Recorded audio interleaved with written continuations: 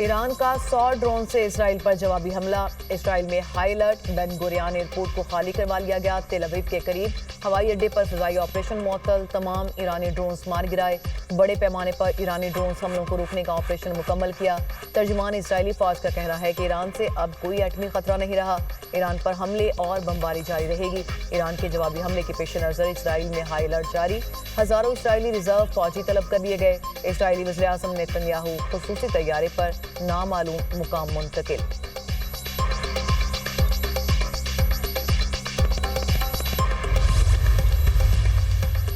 ایران کو ڈیل کرنا ہوگی اس سے پہلے کہ کچھ نہ بچے۔ امریکی صدر کی کھلی دھمکی، کہا اگلا حملہ مزید خطرناک ہو سکتا ہے۔ بہادری کی باتیں کرنے والے سب مارے جا چکے ہیں۔ ایران سے کہا معاہدہ کر لو، لیکن انہوں نے نہیں کیا۔ ایک کے بعد ایک موقع دیا گیا۔ ایران پر اسرائیلی حملوں میں امریکہ ملوث نہیں۔